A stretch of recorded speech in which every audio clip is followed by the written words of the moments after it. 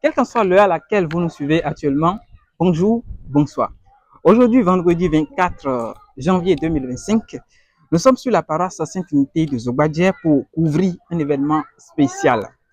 Il s'agit de la cérémonie de sortie d'enfants du surveillant général de la chorale Les Trois Anges de la paroisse Sainte-Unité. Pour ceux qui ne connaissent pas la paroisse Sainte-Unité de Zogbadjer, elle est la première paroisse de l'église du christianisme céleste installée à Zogbadjer. La paroisse Sainte-Unité de Zogbadjer est située dans la 5e ruelle derrière la clôture de Ika. Et ce qu'on ne vous dit peut-être pas sur cette paroisse, c'est que Sainte-Unité est une paroisse exceptionnelle, ce qui lui a valu plusieurs trophées des jeux concours des enfants amis de Jésus dans la sous-région Godomégé et dans tout l'Atlantique du Bénin. Comme je disais au début de cette vidéo, nous sommes sur la célébration du fruit de deux arbres, M. Rodrigue Torsou Dédodé et Nadège Agbayahoun. Je vous prie de m'accompagner dans la découverte du nouveau-né. Top, c'est parti. Christi, Michael Biwen, you are Holu Bravo, Ado Vide Edi, for Epi as ancient temps, Ado no Azewa no Comiton, Nando Bohene, Kennedy Ehe, Akoduai, to Israeli Wenu, Kakabia Gunson, not on Toman, Nahoto TV, and others if you don't play away. I want power not on any Jetewa, I want power not on any more Kentomina, Janukonas or Bruno. Yo blabla mi ton men. C'est quoi mi mon ganto? To yiko Jésus Christ ton men. Niche. To yiko Jésus Christ ton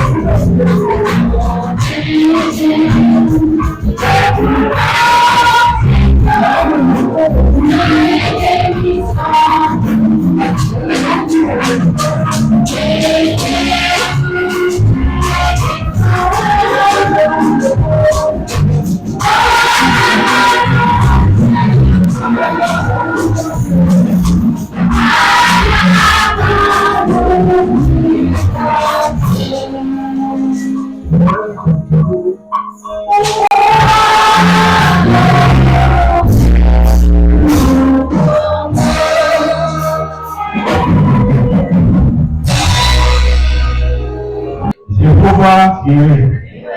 Jehovah Jireh. Òyìnbá àṣà kan pé lákòókò wọ̀nyí, ìlú òyìnbó kan lọ Jésù. Fèyí yọ ọmọkùnrin bí ẹ̀rọ dàrí, wẹ́pọ̀ ìlú mọ̀ ọ́ tán kù àgbọ̀nà. Òyìnbá àṣà ẹ̀wé kan ẹgbẹ́ kẹ́sọ̀ sí wọ́n ṣe tán. Ìyẹ̀dùn wá nílẹ̀ nàdókò ẹ̀rọ òkú náà. Ilé ìwọ̀n kò sí òkú náà kan máa ń lọ. Òbí súnmọ́ dé pópé ìhun àgbẹ̀wò ìrìnàjò wíwé rán òkú náà. Kódà ọ̀nà tó sáàbọ̀ kẹ́rì ẹlẹ́gbẹ̀ ìlọ kò sí òkú náà kan máa àkúrò rẹ̀ tàbí àwọn ẹ̀mú ọ̀rọ̀. Bóyá ètò ìdáwó tí kò gbé lọ́rùn oníkẹ́kẹ́ kan sílé ìdáwó ìsáyìn tó lọ́rùn sí tán. Ìdènà ti bá àwọn ènìyàn jẹ́ ìtàn ìtọ́jú sọ́kì tó yìí. Ìsọ́yà ẹ̀gbọ́n ìgbọ̀rú ìdánidọ̀ ìwọ̀n màtòlámọ̀ òkú wọ́n tó wọ́n tó mọ̀ Kristi òkú náà rẹ̀ kàn. Ìwọ̀n sọ gbọ̀ngbọ̀n wọ́n ti ń rìnà. Òyìnbá méjì tó ń sọ́sí òbílọ̀ Jésù wá. Náà nílò àwọn ọ̀dọ́ ọ̀tọ̀ ọ̀gá ìtẹ́lẹ̀ ìwà lọ sí tò. Wọ́n nínú wọn èyí tó àwọn ẹ̀kọ́ máa kó tó láti fún ẹni tó lọ́wọ́. Òkúnà ìdí ìwé ayélujára nítorí lórí ìdìbò òkúnṣọ́ni. Na nufun ṣẹlẹ̀ kan wà lẹ́ka torí ẹ̀yẹ ìrìn ẹ̀kọ́ láàrin ẹ̀tọ́ dáyé tó gbẹ̀tọ́ lẹ́nu kan. Ìmọ̀dé na òṣùwìyà náà kò sílẹ̀. Ó ìgò ilé ìbò mẹ́rin lórí ẹ̀tọ́ tó ṣe púpà. Jésù Kristi níjẹ́ ìwúlò àwọn olùkàwọ́ àwọn olùyẹ̀yìnà. Àwọn olùpàpẹ̀rọ̀. Òdílé ayé tó dùn kíkọlá àgbọ̀nkọ́dọ̀ gbogbo tọ̀sùtọ̀. Ẹni òmìnirun dàwó dé àgbọ̀n bẹ̀rù. Òtọ́kọ̀ nàkọ́ yìí bàjẹ́ gbogbo ẹ̀rẹ̀ náà òbí lọ́wọ́ yìí. Ẹni wọ́n sọ̀rọ̀ èyí tó iná wọ́pọ̀ ìdíyẹ. Lọ́wọ́ tó sẹ́kì yá òdìbò. Àwọn ọmọ àlùkò lóye. Èyí ni a tó ló dé nílọ́gbọ̀. Ìdáwó tó ń pọ̀ lẹ́nu Kristo mẹ́. Àlẹ́nu mọ̀ nípa ọmọ àkókò ìgbà. Àlẹ́nu Kristo mọ̀ ìdáwó tó pọ̀. Àwọn àkókò àfún bí àlẹ́nu bẹ́tà sí ìlú tó mẹ́. Ìdáwó tó ń pọ̀ lẹ́nu ká Jésù tó mẹ́. Àwọn àjà ń tún wọn sọ gbogbo ẹ̀ bá. Àwọn àjà ń tún wọn nípa sí gbóná tó lọ ẹ̀ bá. Àlẹ́nu Jésù máa ń kó sábà. Àlẹ́nu kàdé fẹ́tí kò mọ̀ tó mẹ́rẹ̀ yìí máa ń kó sábà. Wọ́n ìwé rẹ̀ tán. Ẹni ẹni bá sí ká tó ń kó àwọn olùkọ́ náà wẹ̀. Ó kà Kristo ara sí ìdè. Kàńtà àlẹ́nu kàdé fẹ́tí kò máa wà lọ́dọ̀ yìí wẹ̀.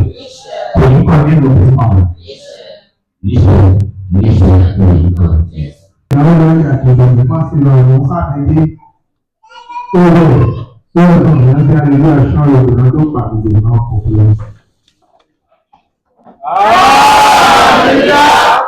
Hallelujah! Hallelujah! Hallelujah! Hallelujah! Hallelujah! Nípa ètò ìmúkúrẹ́ ẹ̀sìn náà kò tó ọdún ọdún. Ìròyìn tó kọ́ ìwé ìpínlẹ̀ ogún àti ìpínlẹ̀ báwo náà kò tó ọdún tó ní oṣù ọdún. Sísè ní tọ́lẹ̀ tí ilé ọ̀sẹ̀ ẹ̀dọ̀. Bẹ̀rẹ̀ náà sísè ní kọ́ ilé ìtọ́ Sunday tó. Bẹ̀rẹ̀ plateau ìrìnlẹ̀ senior àgbà nípa ìgbésẹ̀ tó jẹ́. Bẹ̀rẹ̀ ìgbẹ́lọ́ senior olùdíje kan sí ìbàlẹ̀ ìwé àmọ́ senior olùkọ́ sí ìbàlẹ̀ ìwé. Ìwé ìjẹ̀dẹ̀ ọ̀tọ̀ọ̀tọ̀ náà ní ìlànà kọ̀ọ̀kan assistant leader nìkan alẹ́ ìdáwó. Ìrọ̀lẹ́ nìkan Nàìjíríà sábẹ́ ìgbòho ìjọ sí ìrọ̀lẹ́ ọ̀gbìn àtọ̀tọ̀ support evangelist Owe Nkola Wambo. The Lama Group Government Committee of Blessed Nation, superior evangelist Nton Kudawa Owe. The leader Nton Eba Afiana Odeno Eurocology, the Takina System, the Rara Senior Seigneur, maman, Florence, Capo, Campo, Campo. Bon, mais maintenant, puis, t'as aussi, c'est l'autre, il y a tout ça. Pourquoi il y a pas de la scène au point de venir, tu vois, Jésus, pour la la faille, je ne peux pas voir comme Ces nations-là seront exterminées. Ces nations-là seront exterminées à travers c'est où? La gloire du Liban viendra chez toi, le cyprès, l'orme et le buis, tout ensemble pour orner le lieu de mon sanctuaire, et je relèverai la place où reposent mes pieds. Ça va. Et tu me dis, on a appelé pour dire, voilà, il a mon, il a mon, bon, il a appelé tout le ce n'est pas 20 mots, je ne vous mens pas plus que je n'invente rien. Vous ne parlez pas de donc, bien de Dieu, en votre langue, vous n'avez pas votre langue, mais il y a de regarde à quoi? Regarde à ceux-là qui vont bien en vouloir. Regarde à ceux-là qui vont bien en vouloir.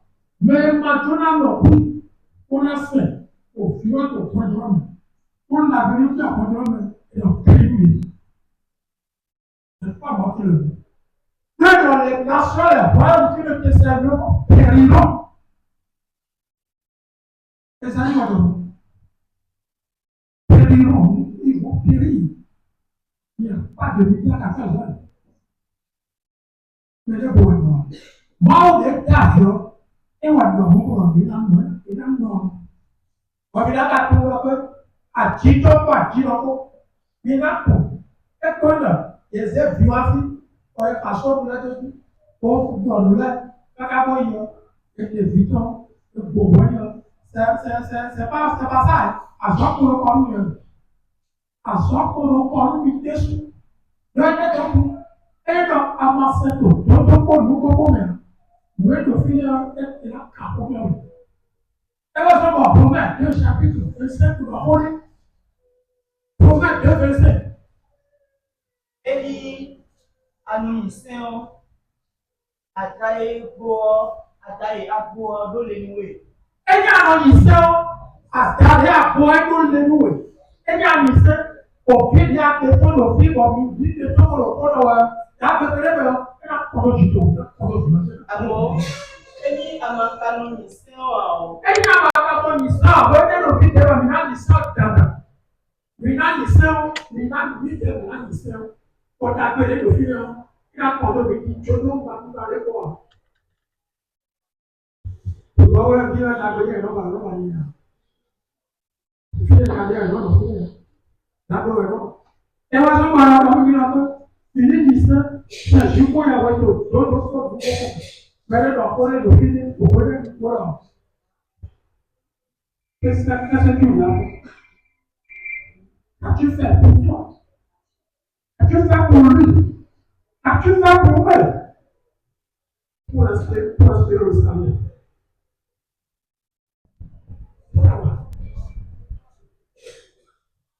au Seigneur.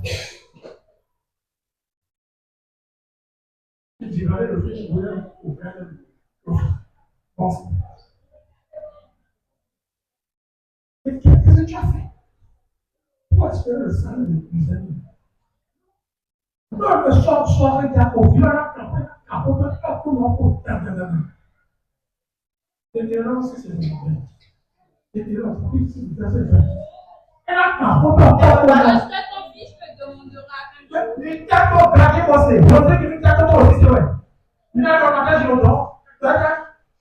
Lorsque ton fils te demandera, Que signifie ces préceptes? papa, qu'est-ce que signifie ces préceptes? Quand tu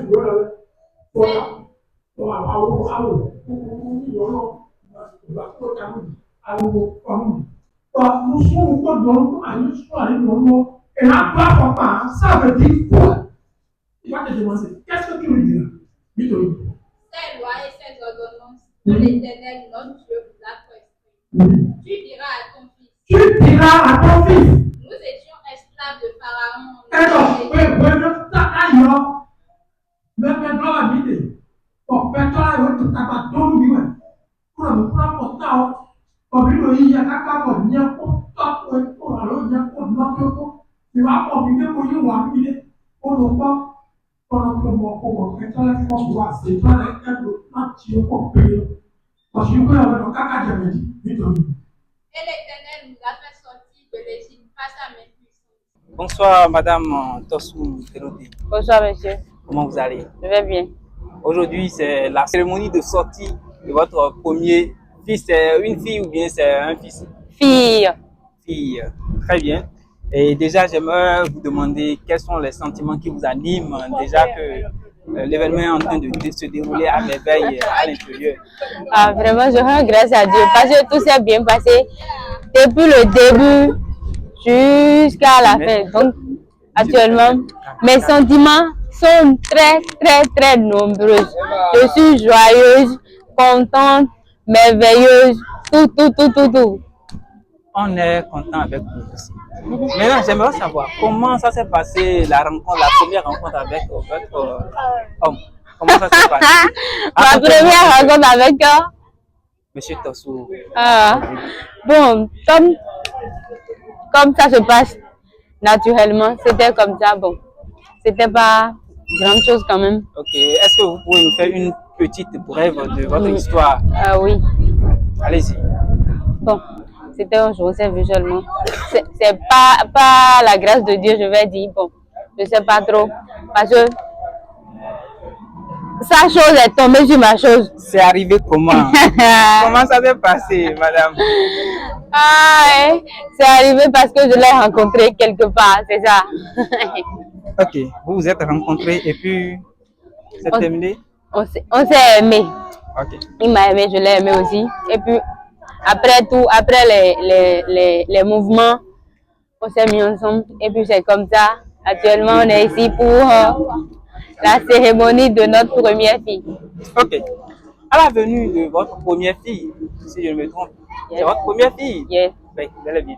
À la venue de votre première fille, quel est le sentiment que, après la souffrance que vous avez eue à l'hôpital et puis tout ce qui va avec, lorsque vous avez vu votre première fille, quel est le sentiment qui était... En tout cas, je serai bref quand même.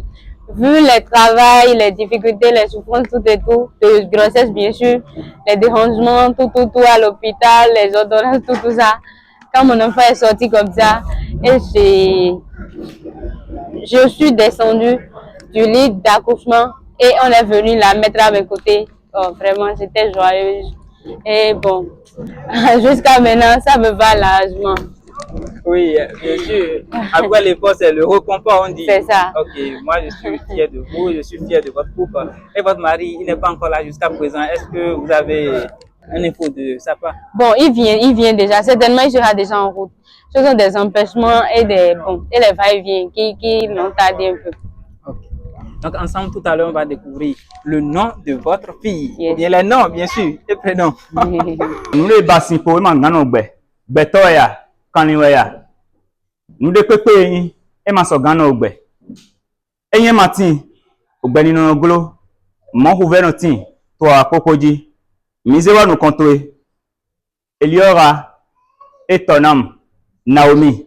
Dile aussi nous no go gbedo memendo. O me ba ko mangano gbero. Mo dinukunde manganton. Mo nde mangande 500 ans, mo kan mangano gbero. Mi yo gbedo nu to me. To ase ototon me. Anano gbe kakado yi. Dile na e basi aussi un de domo di kun wole bo jadu ayi gbaji. To fi akudote. E de domo 600 le kono che yeno je gbonu we. Bo gbe tono du. Nu popo no du so me. Mi se wa nu contrôler to egbehe. Eliora et tonam Naomi. To yin Jesu ton me. 600 mando kodo jado gbezan to eji to ase obi ton me. Dile na e basi Rebecca osin we do ijona. Bo ho dagbe bi o to eton me. Bo agban dagbe wa ho eton gbe. Bo ye wuri alo he. Mi ze kole to divie. Dile na e basi Rebecca baido bo yo sin do ijona. Bo nu dagbe bi o ho eton gbe. Bo bi o gbe eton me. Bo mo asu dagbe do. To azan ogbe to eton me. Na mi ze kole to egbehe. E basi ijona nu dagbe le ton hodore to ase gbigbo eton me.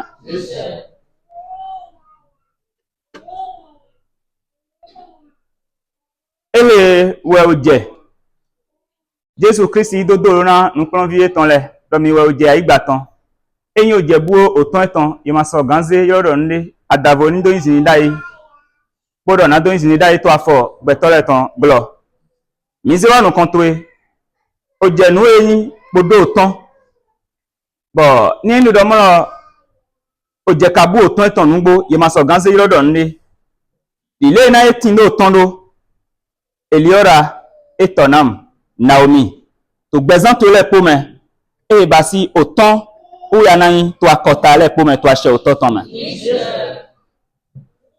ile na e ba si oje e mo han to hwen domendo etonam Naomi Eliora to ache o vitome e ba si ancien to asuhwe dile oje e no hwen domendo etonam Naomi Eliora to ache gbigbo iwe tome nuyan kande e ba si ogan e mo jepo podo e ba si ojepo nuyan nyande we pe to beta sin ru tome de na jo po yepo iye no ja ogan do frin lo bon san do von le do frin lo mo we nuyan yan mo koton yan san do frin lo to ache gbigbo iwe tome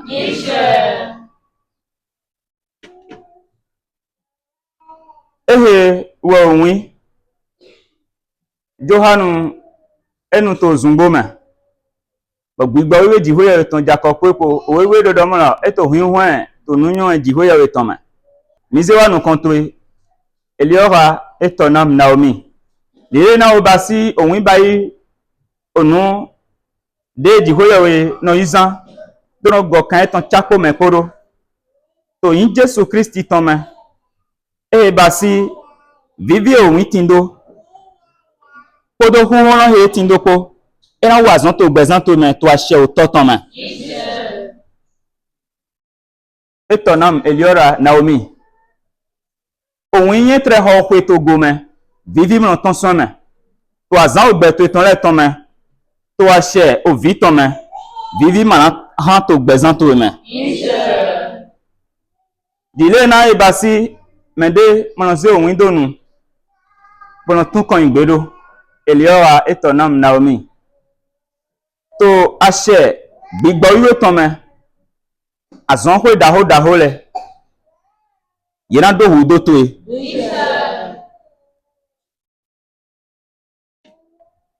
Jehovah Jésus Christi Michaeli wiwe Dieu aholu gbete aholu wan ino aholu dodo no aholu ye ino ble o ma josi eya hwan amati ahwan ko won le pono yemende nde mo le panun kan mi godo alo to me to egbe Eliora etonam Naomi Nikolo esioto azevaliblo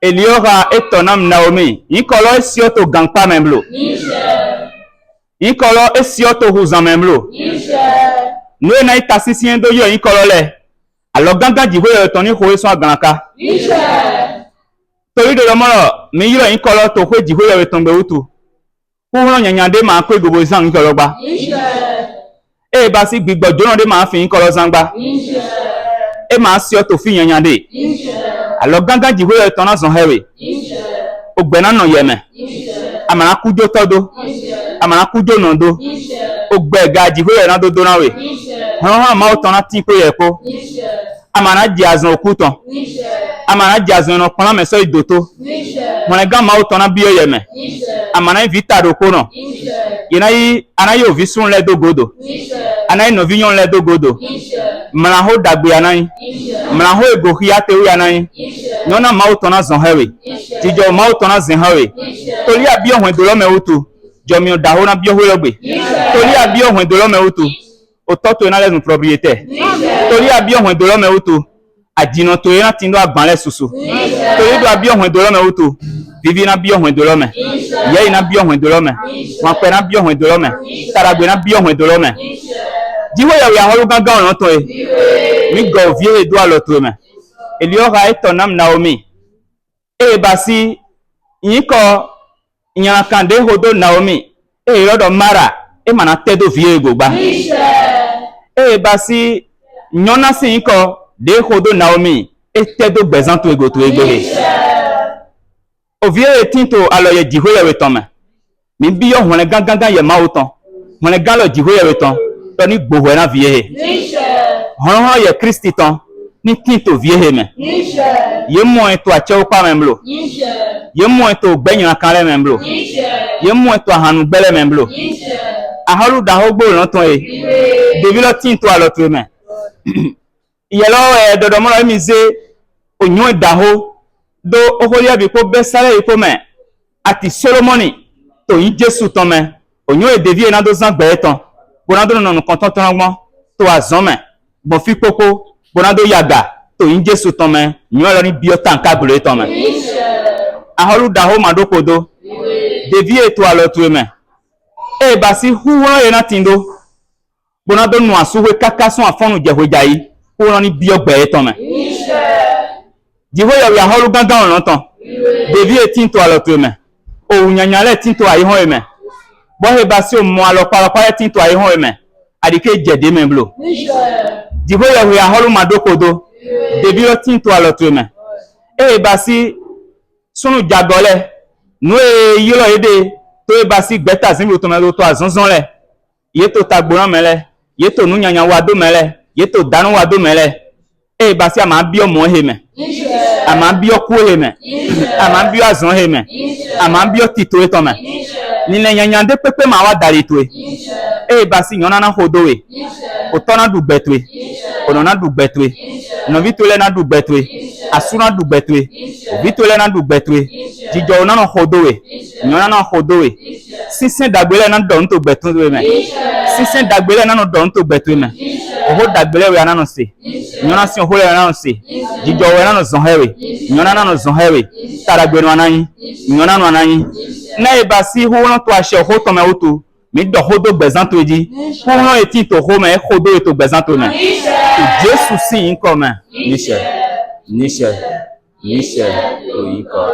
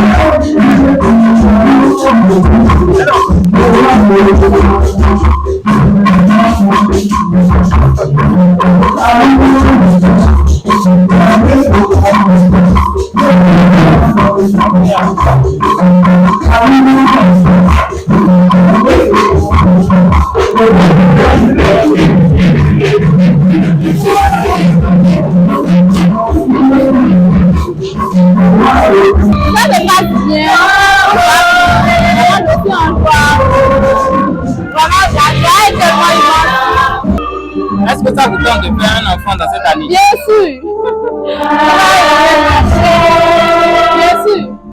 J'ai bien aimé la manière dont les choses se passent. Du point de vue où je suis de la congrégation, donc je maîtrise dorénavant un peu ce qui se passe. Depuis qu'ils ont bien fait les choses comme cela se doit, j'ai tellement aimé. Vu que c'est le SG de la paroisse, de la chorale qui est en train de faire sortir d'enfants, ils ont bien fait les choses, les chorales sont nombreux. Parce que c'est en train de voir, ses amis, ses collègues sont là pour le soutenir et autres. Bref, j'ai bien aimé ce qui est en train de se passer là. Les choses se passent bien comme cela se doit. Il y a tout ce qui doit être là. qui se sont mobilisés malgré leurs occupations pour être là, ensemble pour magnifier Dieu, pour glorifier Dieu avec le surveillant général de la chorale. Merci beaucoup. Merci à vous également. Mais est-ce que ça vous tente de faire aussi un joli bébé cette année 2025? Ça me tente bien, mais pas cette année. Pas cette année. Vous attendez quoi? Je ne suis pas encore prête financièrement et autres. Le mari n'est pas encore prêt pour avoir. D'accord, d'accord. Merci beaucoup et bonne aventure. Merci.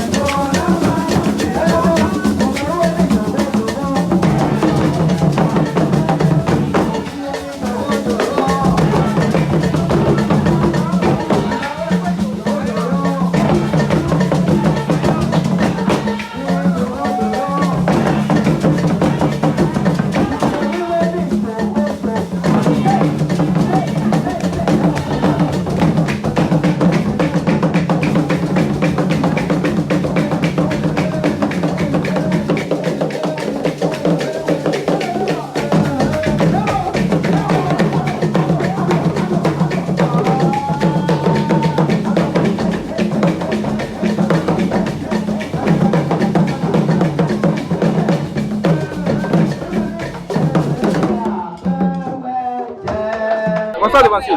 Bonsoir. Comment vous allez? Je vais très bien.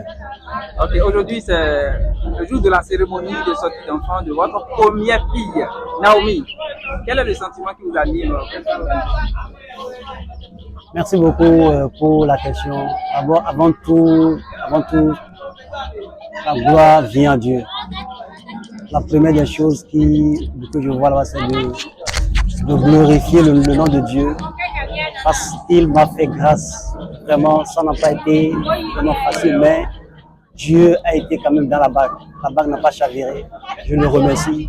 Ça n'a pas été facile, mais Dieu est quand même dans la bague. Il a fait son œuvre. Et je le remercie. J'ai vraiment un sentiment de fierté. Quels sont vos souhaits pour le nouveau-né? Bon, je ne peux que nous faire la prière de la grâce. Que la grâce de Dieu soit avec elle, qu'elle puisse grandir dans la sagesse et que la bénédiction de Dieu soit avec elle. Et puis son arrivée déclenche le processus de la bénédiction dans la famille. Voilà. Merci énormément pour vos souhaits. Je pense que les devanciers ont aussi laissé quelques conseils à l'endroit de vous et de votre femme. Et dans la vidéo, vous allez prendre conscience de ça. Merci beaucoup et bonne suite de journée à nous. Merci beaucoup. Mon Dieu, je le remercie beaucoup pour sa grâce. Et puis ici aussi, toute la paroisse Sainte-Trinité, manière dont vous m'avez aimé pour les prières, les encouragements, les conseils, tout et tout jusqu'à maintenant. Je vous remercie beaucoup pour ça. Et je prie Dieu de la garder avec moi jusqu'à l'éternité. Amen. Amen. Merci et à tout de suite. Allez ensemble. Merci beaucoup pour votre disponibilité. C'est tout un plaisir.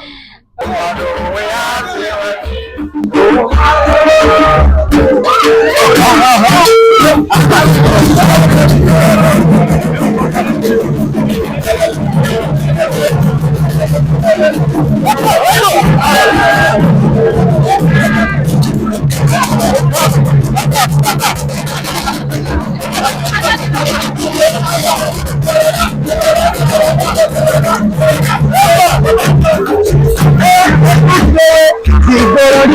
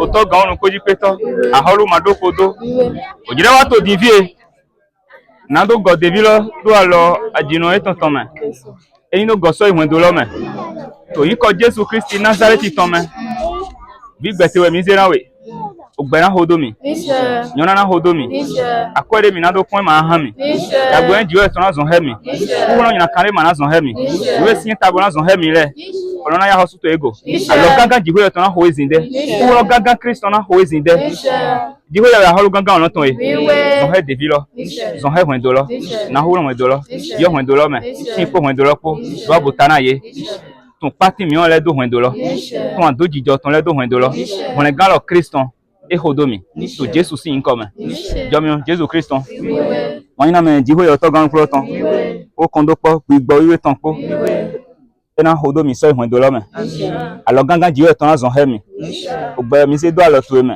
ogbe na zon he we kakado yi ana no vile do godo abo Christon na no hwen do lo me o no Christon na tin to hwen do lo me to Jesus sin come Nisha to yiko Jesus Christ me. Alléluia, alléluia, alléluia, alléluia, alléluia, alléluia, alléluia. Bonsoir Devancier. Bonsoir. Comment vous allez? Je vais très bien. Vous avez assisté à la cérémonie de sortie d'enfant de M. Rodrigue Torsou DOT. On aimerait que vous donniez quelques conseils à l'endroit des parents de l'enfant. Ah ok. Bon, s'il y a des conseils à donner à des parents de cet enfant, je crois que l'enfant est né dans une famille chrétienne. Et le père et la mère, ils sont bien instruits pour bien guider cet enfant sur la voie de l'Éternel. La Bible nous déclare dans Proverbe 22, verset 6, qu'il instruit l'enfant sur la voie sur laquelle l'enfant doit suivre.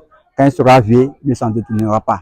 Donc, la responsabilité maintenant revient à ses parents de tout faire pour instruire cet enfant selon la voie. Sinon, l'enfant a été initié aujourd'hui, mais ça ne finit pas là. Il faut qu'on suive maintenant cet enfant de près et le guider jour et nuit pour que cet enfant soit vraiment dans l'alliance et reste dans l'alliance de l'Église du Christ céleste.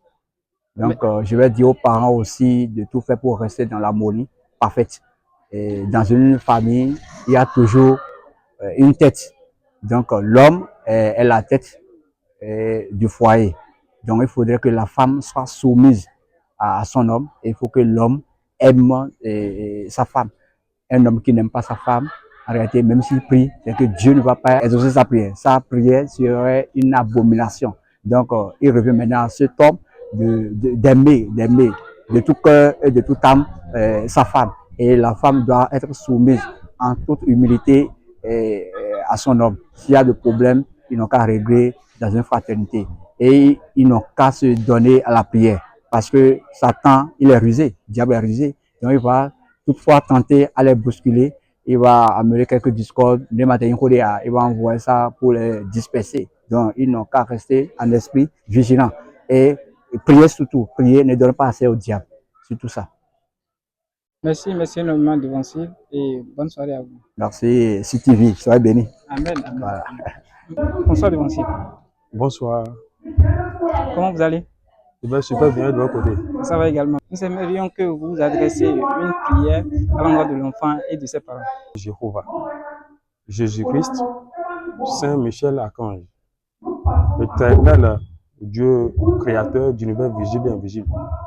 Nous te disons merci Seigneur. Tu as mis ta chose là.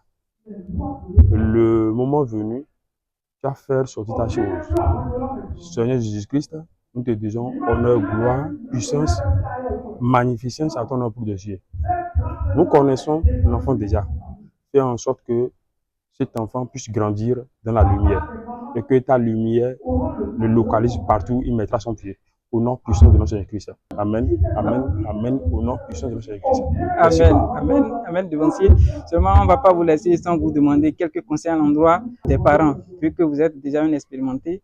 Merci beaucoup à vous, merci beaucoup, monsieur le journaliste. Et ce que je demande aux parents, nous sommes dans une église spirituelle. Nous sommes dans une église spirituelle. Et il y a des révélations autour de l'enfant. Donc, j'ai pris aux parents de respecter ces révélations, de respecter tout ce qui a été dit autour de l'enfant par l'Esprit Saint. Et j'ai pris ces parents de rester en union, en communion, en communication autour de l'enfant. S'il y a entente entre le père et la maman, je crois bien que tout est parfait. Tout est parfait, tout est fini. Il n'y a rien qui va faire peur à l'enfant en son temps. Donc, s'il y a communication entre le papa et la maman, c'est ça que je souhaite. Il faut qu'il y ait de la communication. Quand on communique mieux, et plus on se comprend. Et plus on évite la bagarre. Et quand il y a entente entre les deux parents, l'enfant s'épanouit correctement et il n'y a rien qui empêche l'épanouissement de l'enfant. Merci beaucoup. C'est nous qui vous remercions. Merci. Bonsoir Devancy. Oui, bonsoir. Nami Katero. Le cham mi rasula mi do ganjia. Amiro Gandhi. Et Béwani Azan, Filon Béton, surveillant général, choral, paroisse à Sainte-Trinité Zobayet. Mbanou Meni, prend les thèmes Adjinopo, Adjitoko. Oui, c'est Gandona, Adjito, Podo Adjinopo, Tebe, no more. Yeni no more. Endo vidje tchenche meton. Yeni no more que l'idiot de vous son roi. Bah, endo more Adjito, et nos filles appelées là. Nos vidje tchenche eton Tebe. Et là, nous avons des filles meton nos filles au pont. Endo Adjino, sous son filles là. Et nous avons besoin de filles. Filles, on va sortir mais en zéro filles. Donc, il y a un dieu fidèle. Bon, fidèle, et nous, il y a bien à l'eau que Adjito pas Adjinopo, il y a notre pomme pour notre pour les pomme. Ou un on y tag bien au fidèle quoi. Ou un y a la déjà fidèle. Bon, finalement, officier au ta. Et nous, on a Adjito pas Adjinopo. Et nous, on a bien à l'eau. Et nous, on a au violon, on a sous. Et nous, on a au violon, et bassi. Au sincère à l'oji to egbede et to filo beton to aposition we loton et on a bien ton filo do mo o gan eleme tan eleme adona yan sisen adona yan sisen o filo na ko bo na wa so e ran yo do mo o na pren do ya le as amisa to yi we filo mo to yi o sisen dede when you go to tobo na pren we in do mo filo basinde bo Adjinoko avi Adjito e ma dona bi ataro afi Adjino jiro akoko awo bi jena mi no e ti gan jiro filo ba do na be aso bai mo do o do ko ndo filo bai ndi wa Adjito soho mo e basi Adjino lo su ena na be bona gwen ba do na be maso bai se mo ko to mo we o filo se to ngo ni be ni do mo Adjito ho o Adjino be sin gidi abi Adjino we ho ba abi to be sin gidi eno we so bo bi le mo se to ngba Bejo na igbo iwe lo cheche to ofiro na se to mura nyo mebo ishi yana chena ese mbanu mini ude na ofiro odo ran ho dolo. OK, Jéhovah, Jésus-Christ, Michel Wiwi, je vais garder le poteau. Alors, il y a une, je te vois, tiens kon okpa ho me do do yewe po ebasi wendo Rodrigue ton bodo asieton na deji ton po yewe po edogbe oze waina to gona ye na dodo mi na dio yin kona ye to egbe de do me ijivio e no dio yin kona o yin jar yin jo yin janje ego to egbe we no aka do adogoro amadike ebasi nu mi na kan de je gugba amadike tito ai hon ton le ko pra ye gba amedo hiya se ton le ko je fun gba bodo na ogan ro ho mi se fi gbe mi se fi no gbe madike amadike wo lamu jine o si ma kan hun wa o to mi to pe ko han pa o lo to e ki alo yo pe mi ton ihun kan mo basi na ngamo mize basi hwen do lo nu kan to egbehe jo àwọn pa ona to e we na be vi lo ton to egbehe iyan to ni ko do bi hwen do lo me a je bi ko do lo me na mi we na o vi lo e na bi yo ana to yi e ton si o kan gbo ni ana gbogbo e na yi na do pon o vi lo imi ala na pon vi lo igbo mo to pe ko na yi na mi we kan lo to tin pe epo Kristo ajo do na mi ro we to gbe na mi we ko Jesu Kristo Bien jome na gbe Jesu Kristo ton wọ́n ma ko to se ko ba ton kon do ko won bi bo ton mi pa che lo kun Kristo me bo ko de boze kon do da lo mena se ko yewe do FIFA aya jije bo na bi kon do lo me hallelujah oza na yin kon do lo ton jome vo na bi kon do lo me bo de pepe ye na kan de pepe ma we de pepe mo na bi kon do lo me o iza na taru eji ali ko ton le ko dagbe na mo ni zina ko do filo o nu e po sinsin lo ko na wo no to ko no ko ji be na ko filo na yiki alo ido je pe o ko Jesu Kristo. Eh bien, nous sommes à la fin de ce reportage. Retenez avec nous que ces deux personnes qui s'assemblent pour donner naissance à un enfant, mais c'est toute une communauté, c'est toute une société, c'est tout un public qui l'éduque. Je souhaite un heureux couple à la famille Torsou Déroté. Et surtout, je souhaite aussi la bienvenue à la charmante belle fille qui s'appelle Naomi Déroté. Ici, c'est Ismaëlo Metevi, accompagné du cadrage de Chancel Minamonou. N'hésitez pas à nous contacter pour tous vos besoins de reportage et tout ce qui va avec. Le plus 229 01 62 44 24 97. À la prochaine. Bye.